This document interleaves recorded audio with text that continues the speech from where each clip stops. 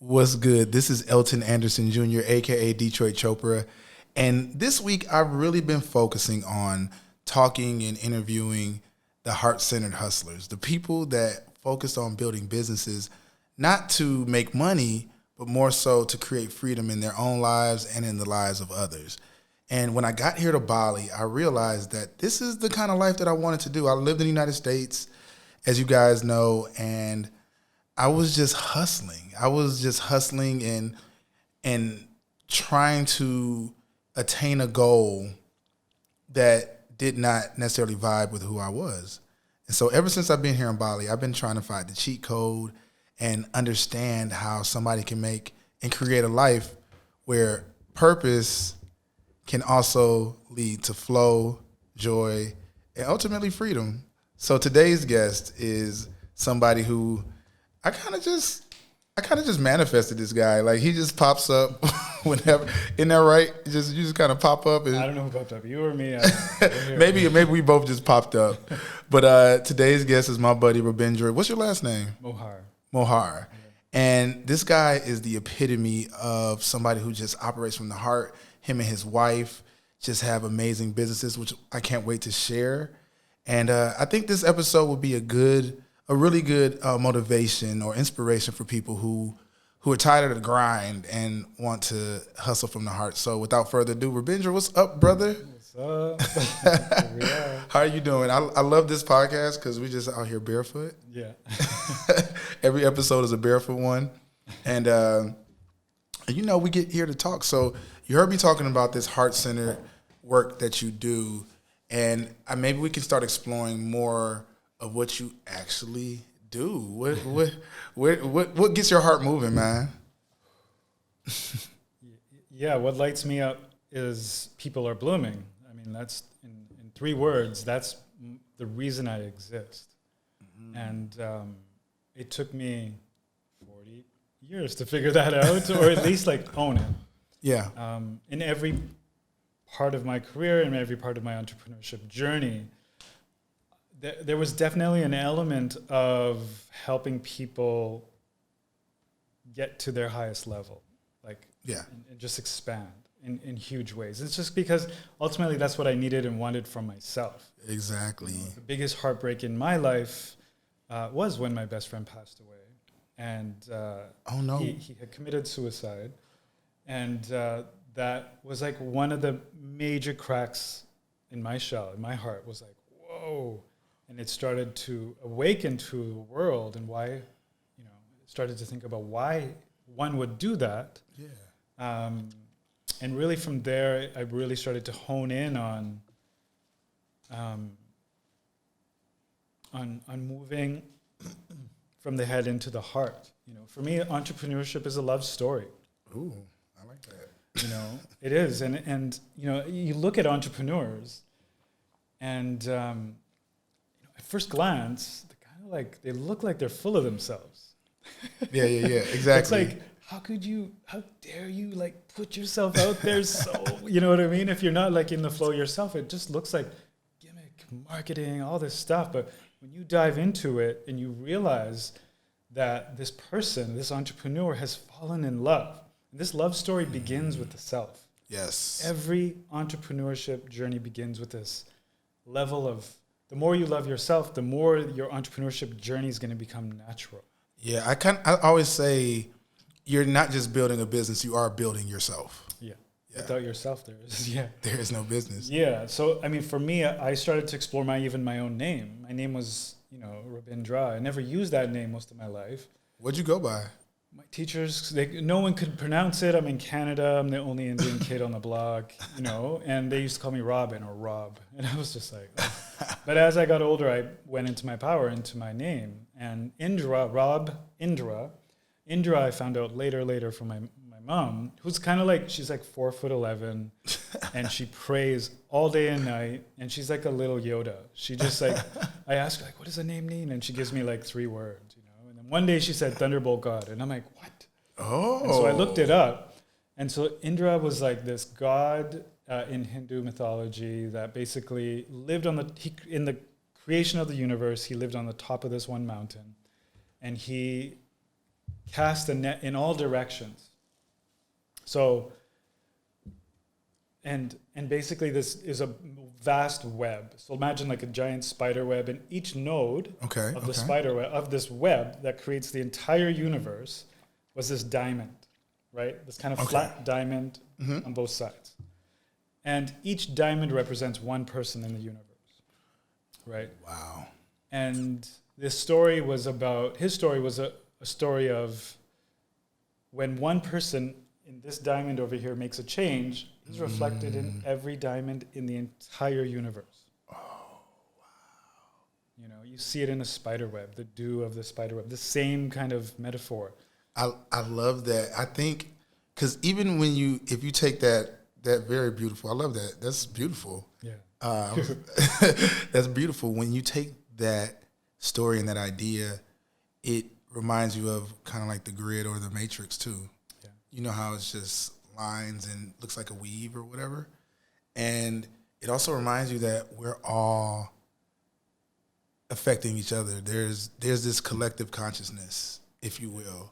So our thoughts aren't always our own thoughts, but it is the emotion that we add to those thoughts that start the manifestation process or start the healing process or whatever that is, right? Is that? Yeah. I think like early stage entrepreneurs. So when you first start your journey of entrepreneurship, we are caught up in thoughts. It's like, who am I to do this? Yeah. You know, the doubts, the limits. And we all like, you know, we spend all this money trying to like heal, and it's wonderful. Heal the subconscious, heal your wounds, heal your traumas, chase them down one by one, every day, every month. Do it. However, start your business now and don't wait until you're ready. Yeah. You know what I mean? And the thing that was the major shift, a huge shift for me on my entrepreneurship journey was when I shifted from thoughts, psychology. So who am I to do this? Am I enough? Like, you know, when I've got my degree in radio broadcasting, I'll do my podcast. Or when I can, for me, when I started my yoga music festival like 9 years ago now, the first year I was like, who am I to do this? I can't even do handstand. This is the thought in my head. I can't do handstand. So what if I can't do handstand? Mm-hmm. But I was so embarrassed to hand out flyers and post it on there. I was just because I wasn't yogi enough to do the yoga thing at first. Right? Yeah. Right, but I had to get over myself to get there. Right, so that's like early stage. In my early stage of that particular part of my entrepreneurship journey was very psychology driven and kind of like, ugh. And then when I shifted to, and I talk about this a lot in my program, my Yogi Entrepreneur School program, was basically shifting from psychology to design. Oh, before we get into that, because I like that's from psychology to design. Yeah. I want to just take a moment to talk about the phase that I'm in, because we've had lunch and worked out at the gym together. Me and Robindra, we just work out at the same gym, and we go to his restaurant that he loves, so I just claimed it as mine. But I'm in that process. I'm in that zone of like, who am I to have a voice? But I started a podcast. Like, who am I to be in front of the camera, but I started a YouTube channel. And it's so scary in that first idea of building up, because I see so many people that will create a logo, they'll create a website, they'll do the photo shoot, they'll have all the Canva flyers. And for me, it seems as if you're trying to build a brand or you want to have a look. And I think that's fine, but for me, it's more about the internal journey. Like, how can I let what's within shine without? Yeah. And how does that go into the design? Okay, so, I mean, you're just talking about, like, being an authentic entrepreneur, expressing yourself as is. And I would say, don't worry about it. I think what your question is all around, like this, almost like around perfection or something of some sort. You know what I mean? Mm-hmm. No, we don't. We're never going to get it perfect. It's just, you know, I think like why I shared the Indra story was just about like your voice matters. And that's the one thing we really need to get into ourselves, is that your voice, your brand, the way you express things is like nobody else on this planet. Yeah. Yeah. And you reach an audience that no one else reaches. So there could be a zillion podcasts out there. Mm-hmm. There are 1 zillion podcasts, but there's none like yours. Yeah. And there's no one that has the perspective and nothing that you bring to the table, and the things that you bring out of us, your guests. Yeah. You have a very special way of bringing things out of us that no one else can do. So your voice matters, and this is the first thing that we need to get to the heart of, is that we matter. Our voice matters in a big way. Yeah. We change the world. Yeah, our shifts. Yeah, no, that's beautiful. That's so beautiful. That's what I had to tell myself when I started as a photographer. I was a photographer for 12 years, and there's a billion photographers. And you know, everybody has a camera nowadays, even on their phones. And so I used to get a little, I wouldn't say jealous, but I would feel a little, not the word jealous, but disrespected if I have my big fancy camera, I'm taking a picture, and somebody comes with their phone and everybody's like, ooh, that picture was great. I'm like, wait a minute. You know what I'm saying? It can feel, but then I had to realize that my perspective, it didn't matter what camera I used or what camera anybody else used. To your point, it's about the voice, and the voice can come out through pictures just as well as it come out through your mouth. Exactly, yeah. Mm-hmm. I have a saying, one of them is just stop doubting your path. You know, this moment is meant to be. You are meant to be. Your ideas are coming through you, and they're meant to be. They're showing up for you because they're meant to be. I'm here with you right now because this is meant to be. This is real. This is happening. This is reality. Yes. We're not in the future. We're not in the past. You know what I mean? So doubt is one of the biggest destroyers of entrepreneurship, creativity. Oh, big time. And it's just in that realm of thought again. You know what I mean? Have you read the book Outwitting the Devil? Have you heard of that book? No. It's by Napoleon Hill, the guy that wrote Think and Grow Rich. Okay. But it talks about how doubt is a manifester as well. So if I want that house over there, that dream house, I'm like, I want that villa. I want to buy it. But I'm like, how am I going to buy it? I can't buy it. I can't afford it.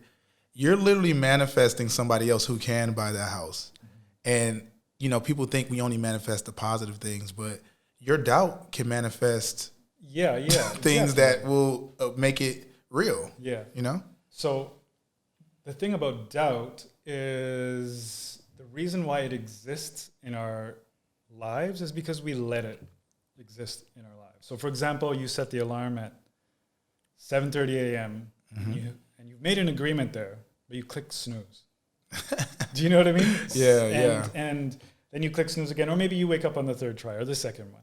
But regardless, that little agreement that you made with yourself was broken. And that little ledger in your subconscious is making note. Okay, if he says this, I don't know. I don't know if he's actually going to do it. So I'm not going to give him the energy that he needs to actually go and do it. You know what I mean? How you do one thing is how you do everything. Yeah, exactly. And you break that contract. Wow, I never thought about that. That's why I don't set alarms. Yeah.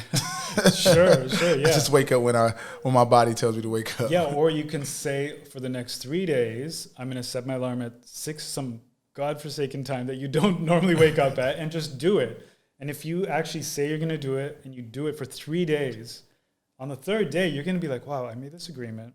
And you don't even have to have this conversation. You're going to feel it. On that third day, and you wake up and it's no problem because you have made a commitment. So commitment creates resources. Mm-hmm. So if you have committed to buy that dream house that you wanted, the resources, and you're really committed to it, there's no doubt in your way that it's going to happen, the resources will come for you. They will come. Yeah, that's how the universe works. So where are you? Yeah, the level of commitment, the deepest level of commitment. You know, it can activate that web, that Indra. Yeah, because people will see it. That's the thing. People will only believe in you as much as you believe in yourself. So if you say, "Oh man, I can't do a backflip," then you won't ever do a backflip, or I can't start a business, or whatever it is, you won't do it. But you self-fulfill your prophecy when you say, I can do it, or when you commit to it, like you said. I love that. Yeah. So right now, I mean, I think I know like a couple of your businesses. Yeah. But let's talk about what kind of businesses you're currently doing, or what has your path of entrepreneurship been like, and where you are now today? Yeah, sure. I mean, on a real fast note, like I I was a DJ, Mm. and I forgot that started throwing parties in my city back in Canada. In Vancouver? No, in Edmonton, Alberta. Okay. And so it was called Metropolis. Dope. And it was super dope. Like we ended up growing it to like having concerts with like Public Enemy, Naughty by Nature, like Usher, I don't know, Shaggy, like all these like really cool like Lost Boys, you know. Like you was with the hit makers. We were killing it, you know. And I did that for 3-4 years. My best friend passes away. My life shatters open, you know. And at the same time, I'm in my last year of university, and I decide to start an online payment system in my third year of business as I was exiting the promotion company, because I was like, I had enough, because I wanted to be a grown-up at the moment. Little did I know that was my passion, but remixed in a different way, you know? So started a thing called eDebit. It was like PayPal way before PayPal. And wait, you were the head of PayPal-ish? Yeah. Wait, and then somebody came and bought us out from Silicon Valley, and it was good money at the time. And then also we started another thing that was kind of like Facebook before Facebook. Wait, so you just... like these are big things, I know. This is like 1998, 97, 99-ish. And then we basically had a online marketing firm. We were doing software development. We had all the clients, like the NHL and like all these crazy clients. We were on the cover of magazines. We were just killing it. Early, like 20s. Okay. You know, and made another rise and then another hero's fall. You know what I mean? Like it just wasn't aligned. We did it for the money. We didn't do it for the love or for the soul. Or we were young. We didn't even know what purpose was at that age. You know what I mean? It was just like, get that money. It was just like, get that project, get that. It was all ego driven. You know, we didn't even know what the heart was at that age. You know what I mean? Yeah. It wasn't until my friend really in my fourth year of university cracked me open. I was just like, whoa. And was he also one of your business partners, or? No, he wasn't. He was your close friend, yeah. And so those cracks in your life are a clue as to like what your purpose is in life. There's no mistake that like the major things that you think about in your life that shook you up, they have a part to do with how you see the world and the gifts that you uniquely have been shaped to bring to the world, you know. For sure. And so yeah, early career, like tech entrepreneur, everything blew up, you know, it was a long story, but the business crashed, and, you know, continued on this path of doing things more on the get that money, chase entrepreneurship. Like that's just what I thought entrepreneurship was at the time. And then I met this it was like a decade of like soul searching. I went to the Chopra Center right after. See Deepak Chopra. Really? Did all you his work programs. With him? Okay. They offered me to work with them at their place, but I wanted to, but it just wasn't going to work out. Ended up moving to LA, living there, like just hustling, like contracts, you know, ended up doing all kinds of cool stuff. And then eventually moved back to Canada, be closer to family, started working in digital marketing agencies, worked with the NBA, and did really cool stuff. Oh, man. You've been all over. And then I came back to my mom's city, and I ended up working with this entrepreneur it was in clean tech. So I'm like, okay, so now I'm moving closer to like, okay, now I'm not helping Nike sell shoes. I'm not like trying to make the money. I'm just like, I'm trying to I'm trying to do something for the environment. And even that, one day I was just sitting, you know, it was a clean tech company for oil and gas. Yeah. And they helped oil and gas companies reduce carbon emissions, which I thought, wow, that's amazing at the time. And then I realized I'm sitting there, I'm like the only dude sitting at this conference in Lotus, hair bun, you know, and I'm looking around with all these people, and I'm like, I'm not supposed to be That's here. That's usually the richest dudes, the guy in the pajamas. Yeah. And so I just decided I'm going to start doing what I want. And it was like I was really inspired to bring together people in events. And I was deep into yoga and meditation, and I hosted just a single evening event with DJ Drez and a few of my like close crew, and it just went off. And then from there, we started hosting a yoga festival, and and it really took its own world, like it took its own life, like it took me for a ride. But that's the sign that that's what you were supposed to do, because I think when you step into whatever that purpose is, and it matches the heart and the mind, it brings both of them together. It kind of makes it. So when I was shifting from like this job life back into entrepreneurship, that journey of self begins. Yeah, it's like, oh, who am I to do this, and how am I going to do this? I got a $500 credit card. How am I going to do it? But I was so passionate about it. You know what I mean? And it was just coming out of me. It was like all my diaries were like events and poetry and all this stuff all around that. And I was just like, I have to do this. And I did it. And it led me to the next year where we did it in a big way. And from there, we got invited to India. So this guy named MC Yogi and he was like a really amazing musical artist in the yoga world. And he invites me to DJ for him in India. And so next thing you know, so I acted upon one idea. So you act upon one inspired idea. Yes. Which was this event, this Bloom event. Bloom was a working title for 4 years until I owned it. I'll go back to that in a minute. Yeah. But we ended up, this one idea we sparked led us to doing a full-on festival, which led us to being invited to India. Now, my wife was with me, and she was my we inspired each other to do this. And, she moved from LA to Canada, teaching 20 yoga classes a week. We got 2 jobs, 6 jobs, social media, managing like 15 different brands. And like, we were like hustling day and night. Wait, when did you get into yoga? Like what year? Oh, I would say like 2002. Okay, so that was still around the time that you were still in your entrepreneur right in the mode in the tech or whatever space. Right in the tech world. But was like yoga your escape? It was my escape. Right at 5, I'd book it there and go after. So you would work hard, hustle, and then you were like, I need to decompress. Some people smoke weed. Yeah, that happened too, back then. Yeah. But you found yoga, and is that where you found your wife? Yeah, through the yoga community we met in way later, right? Oh, yeah. I was saying, like, guys, single guys, if you're listening, I think going to yoga, you can find, it's going to be like 90 to 1. Yeah, in the pre-COVID, but But fair. I think single guys, like, if you just go into the journey of yourself, love yourself deeply, take care of yourself deeply, emanate that purpose that you're here for. Look into like the cracks in the shell of like all the things that broke your heart and what you learned from the things that broke your heart and what you want to bring so that people don't experience what you experience.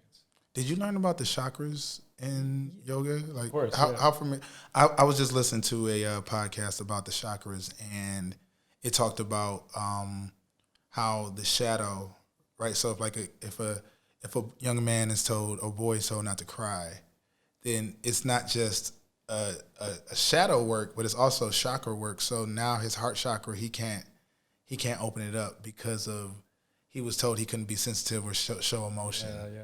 And did you have to heal any of that along your way? We all do, man. It's deep, right? So they say like the bottom 3 chakras deal with the earth, the top 3 chakras deal with our relationship with the heavens, and the center chakra is the heart chakra that brings it all together, heaven and earth.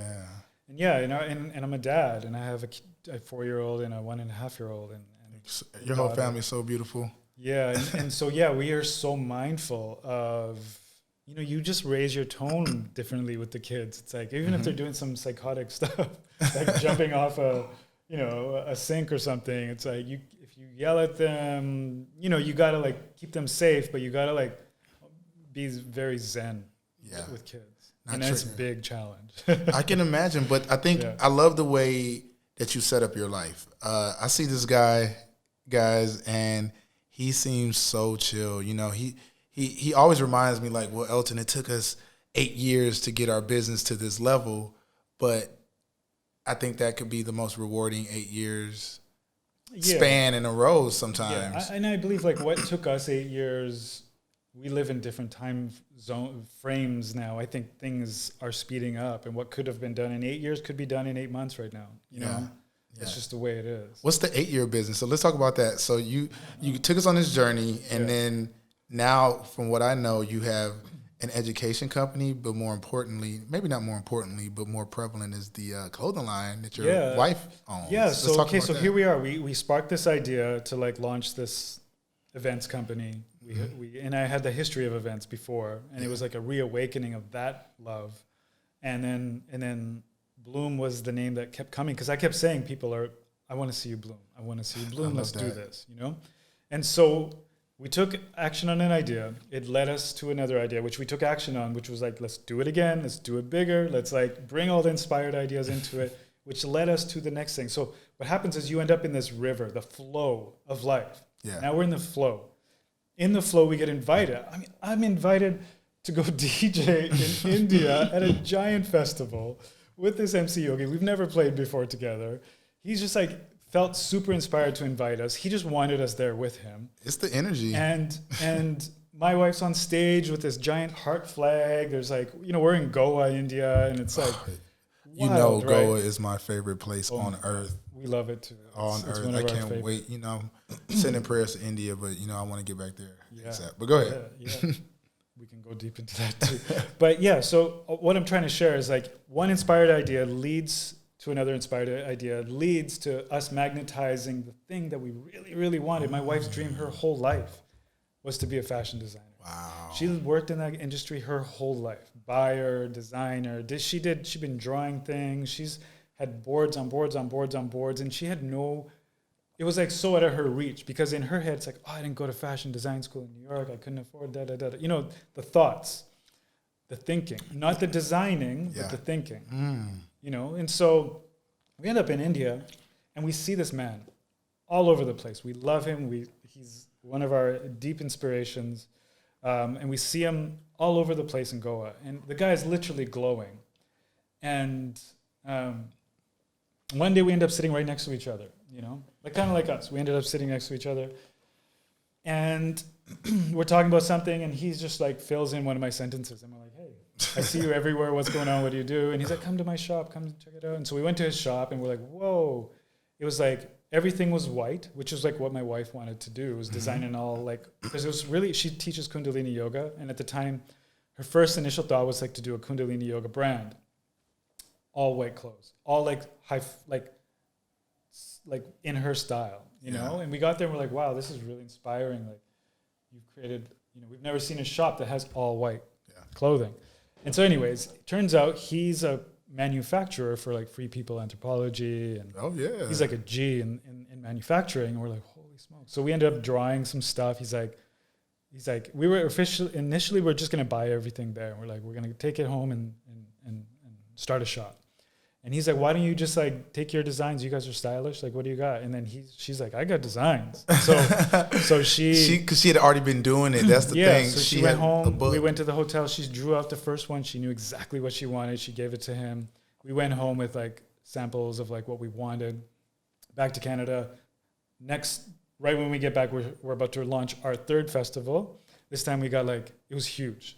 Marianne Williamson, Jai Hotel, DJ Drez. It was like we went from a $500 budget to a $100,000 budget in our third year, you know? Wow. And we didn't even have $100,000. I don't even know how the money showed up, but it showed up when we needed it. Commitment creates resources. Yeah. We were so committed to the idea that everything we needed would come to us. We were that magnetic. We were that powerful because we had created this alignment that you and I have been talking about for a while.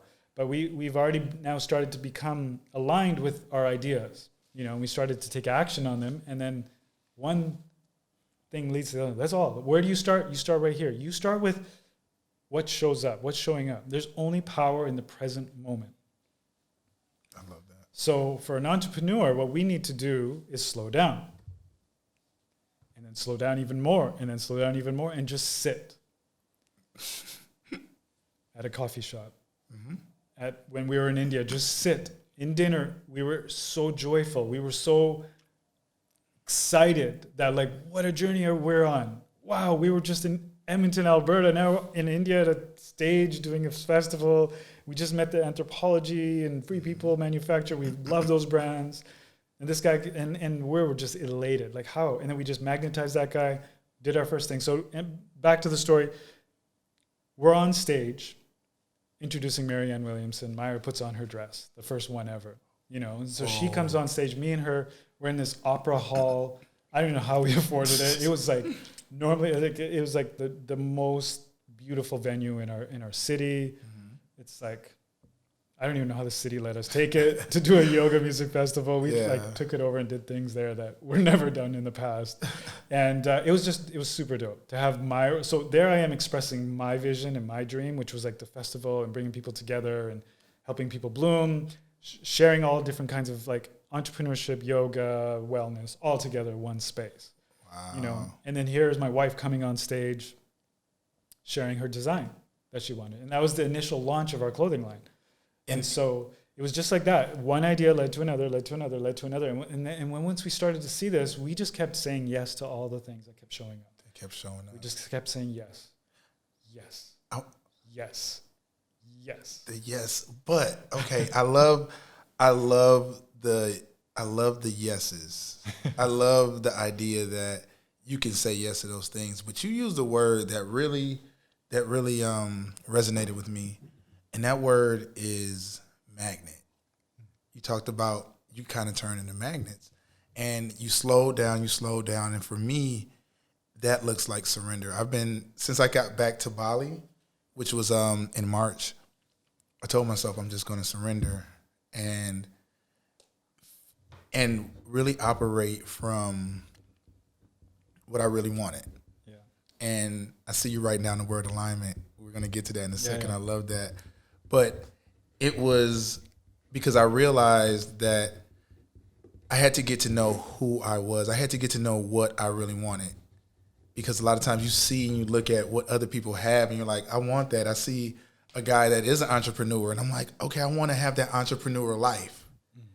But what does my life look like? What does my entrepreneur journey look like versus what does somebody else's life looks like? So I had to really sit down with myself, and I think once I surrendered, that is when I started to become more magnetized because I only did the things that I loved. Yeah. I only said yes to the things that brought me excitement or peace. Mm-hmm. So that's why when I think about magnet and the slowing down and the surrender, that's been a huge part of my journey back here to Bali since March. Mm-hmm. Yeah, so that's the rhythm. It's alignment, power, magnetism, because you're in the flow of life, you know. And because what happens is, going back to this psychology and design idea, was that us entrepreneurs, early stage, we end up in thought, psychology. We end up, and once you insert something like an intention, that like what you said, I'm only going to do this for excitement or peace, right? So you now have an intention, which then overrides your thinking. It overrides all the thoughts that are going to come up because now you've set this intention. I set the intention of people are blooming.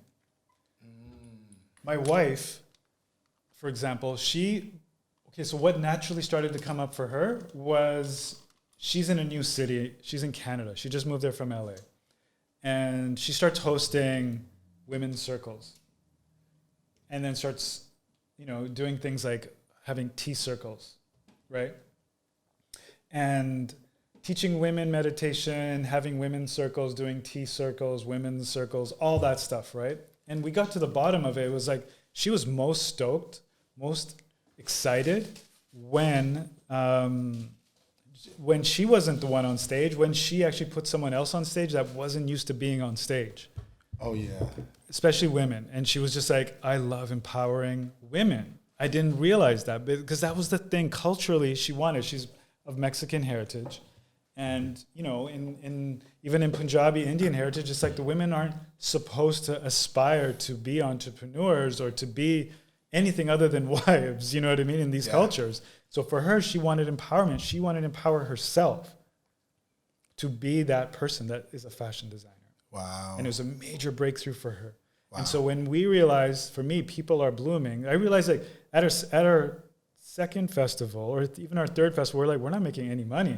Why the heck are we still doing this? And why are we so excited to keep doing it? Stoked. Like excited, like and not making $1. Yeah, nothing. We worked the whole effing year, and then some. You know, not even that we're not making money. We were losing, and we were just like so excited because we were in the flow. In that flow, how do you? And when do you know you're in the flow? Like when? Is it just a feeling? You know. Yeah. When you walk up to a cafe, the door opens for you. Mm-hmm. You know, you're about to sit down, but there's no chairs. All of a sudden, somebody leaves. You sit down. You go to a place to park. There's no parking. Someone's just leaving as you arrive. Yeah. All those things. It's the little things. It's the joy that you feel. It's the amount.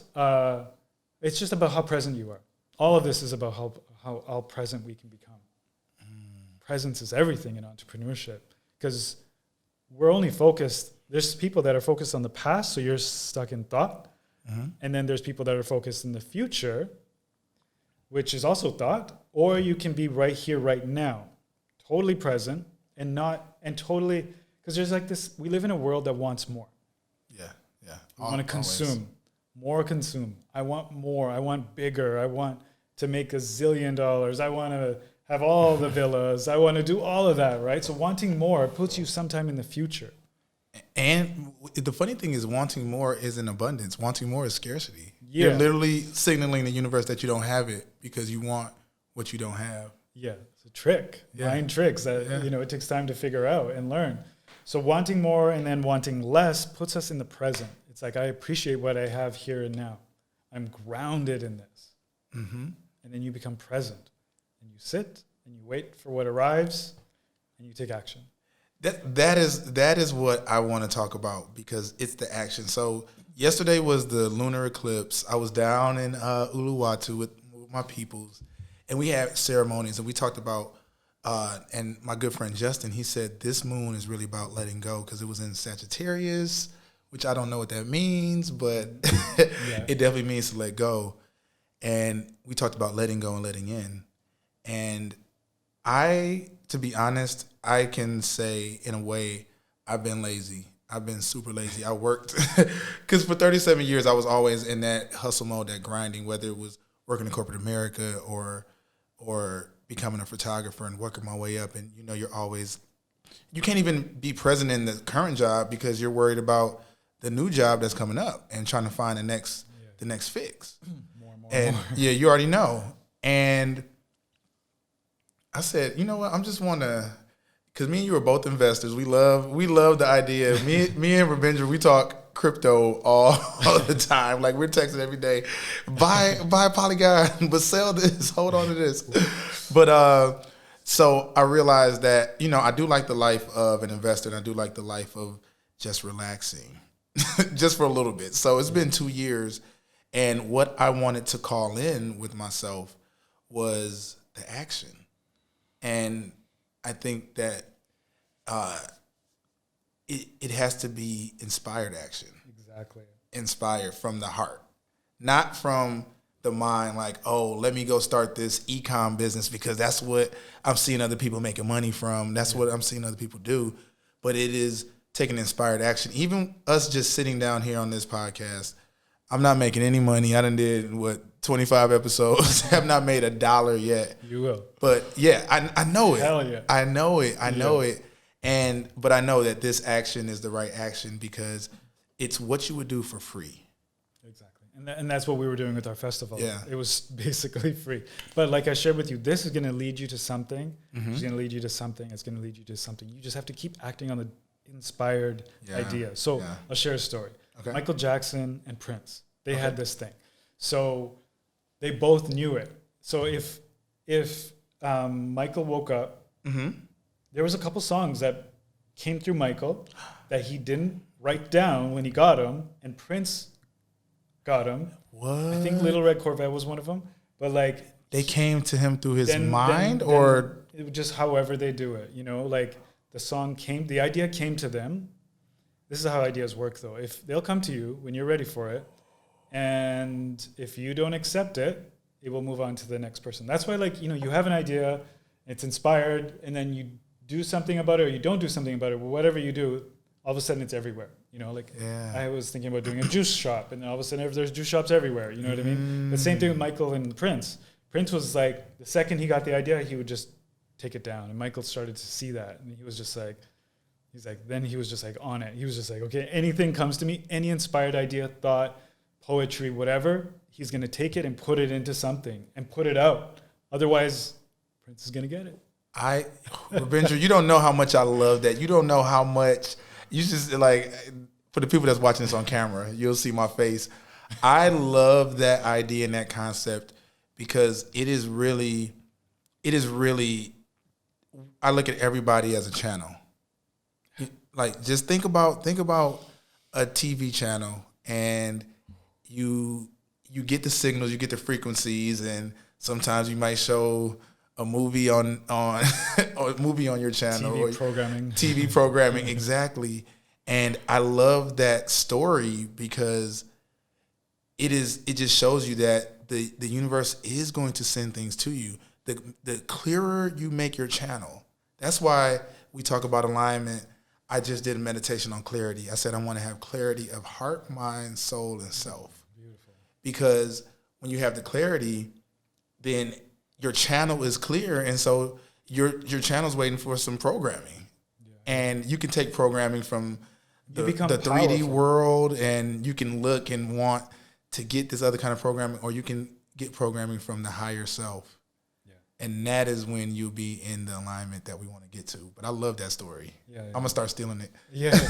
Inspiration, like you actually, made me think about that a lot, about like how intuition not only speaks through our own like connection to our mind and ideas that come to us, but through people.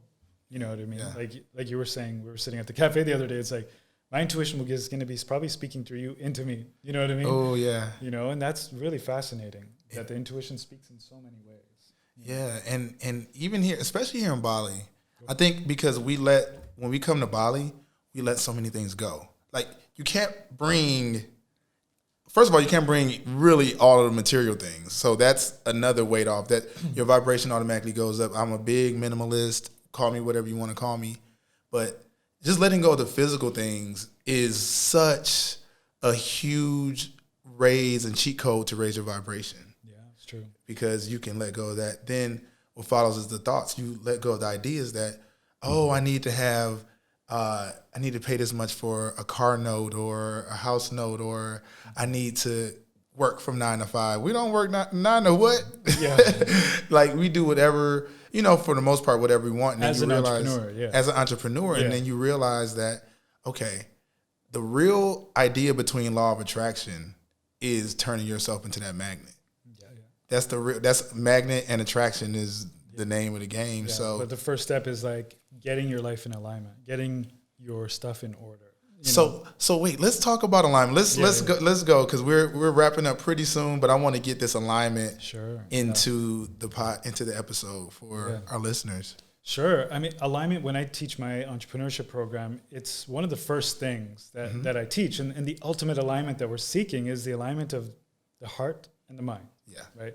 Without that alignment, you're either operating from the head or you're operating from the heart, and both, they need to work together. You know what I mean? But most of us at the beginning of our entrepreneur path is all in the mind, until you realize, if I could look at this more from a design perspective and be more of an engineer of my business, there wouldn't be so many thoughts in the design of my business. Like, who am I to do this? Or, for example, in our third year of our festival, the finances weren't working out because I just wasn't really focusing on that. So I have a saying, it's called "What you work works," and what you don't work isn't working. You know what I mean? So I just started to work on the finances of the business, and then all of a sudden, our fourth year, we're green. Yeah.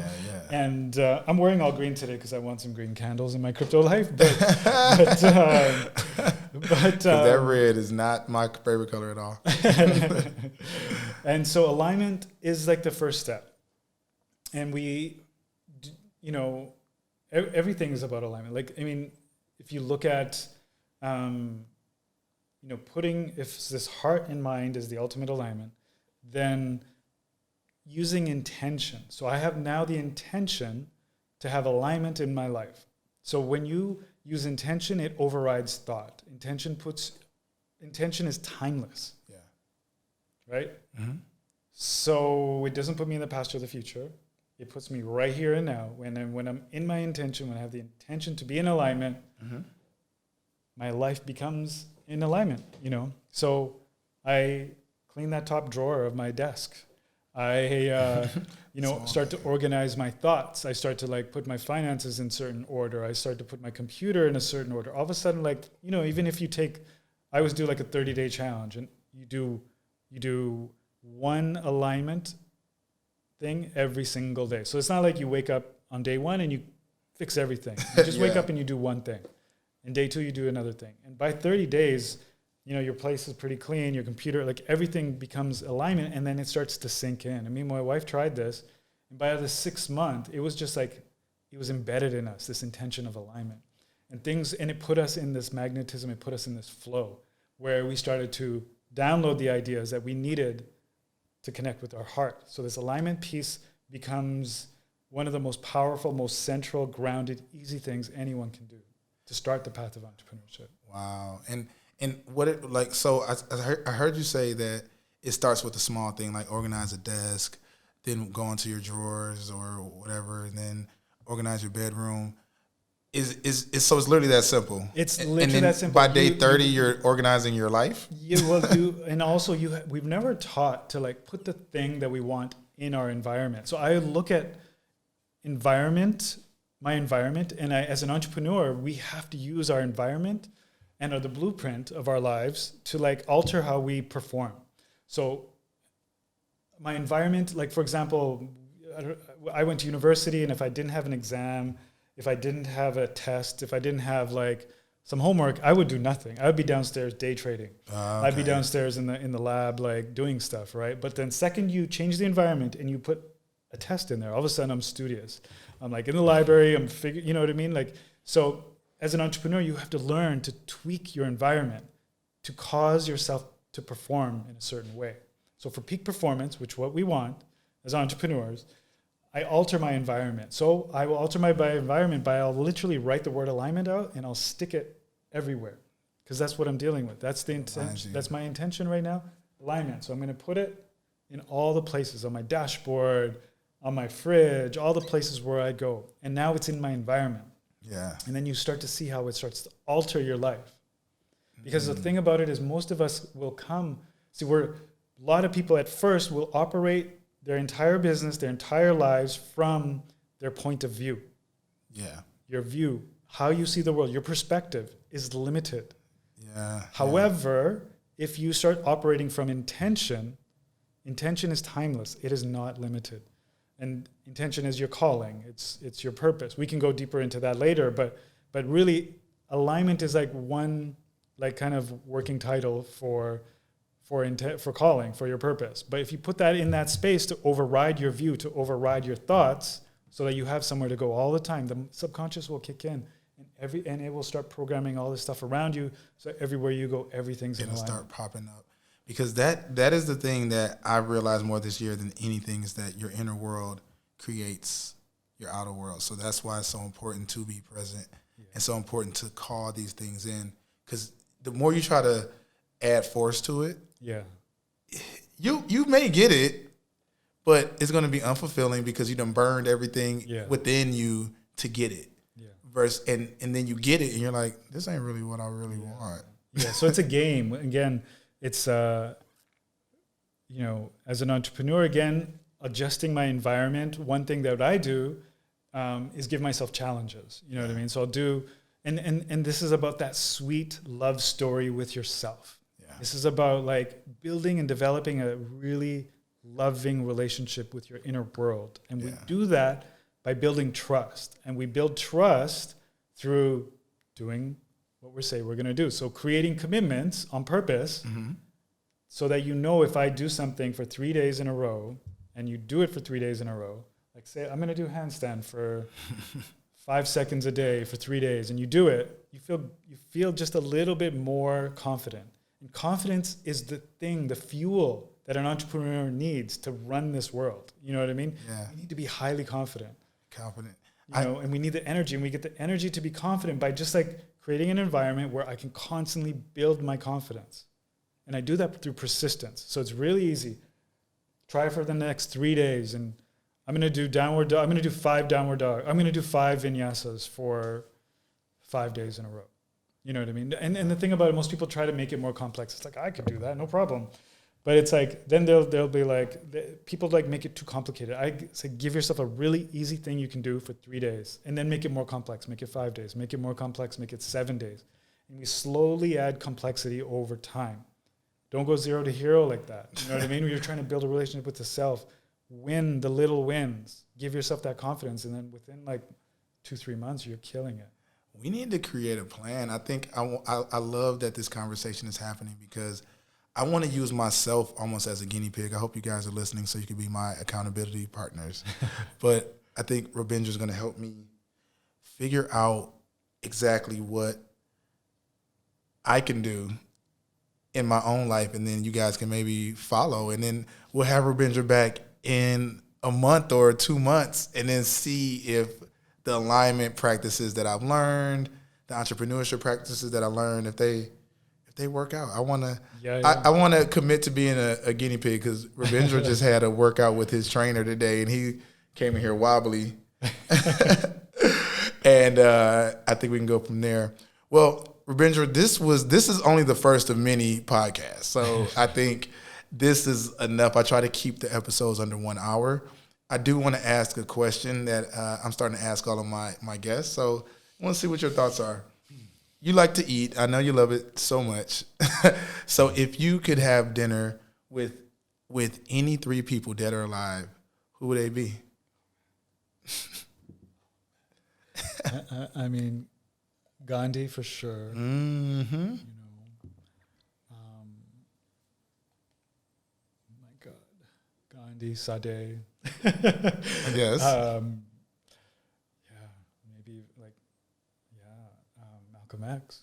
You know, like Sade, Prince. These are like just people who like for sure. Like without question, Gandhi. I need to sit with this man. You understand. Understand.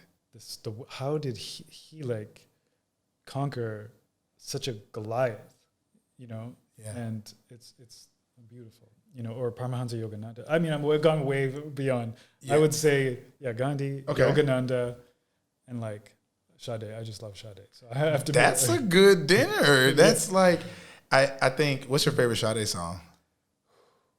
I mean, I love them all. I mean, Lover's Rock. I mean, all of them. I love Kiss of Life. Kiss of Life is the song for me. Yeah. You got to hear my remix of it. Oh, shit. Okay, that's on the next episode. Yeah. Well, Robindra, thank you so much, brother. I would definitely come to your dinner, you know, if I get invited with Gandhi, you know.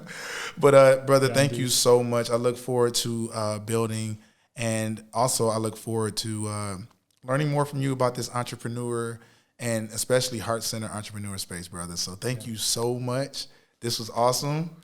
And I'll catch you on the next one, man. Yeah, I can't wait. All right, take care. Thanks for having me, honestly. Awesome. Where can people find you and your wife's business? We want to get that in. Sure, yeah. It's time to bloom.com is our festival, but we're kind of shifting it soon. Myra Penaloza, MYRAHPENALOZA, myrapenaloza.com is kind of where we're launching the clothing line, and a lot of the women online programs and the entrepreneurship programs are all going to kind of go through there and the festival. So it's not just clothes, it's so much more. Ooh, yeah. Get ready to bloom.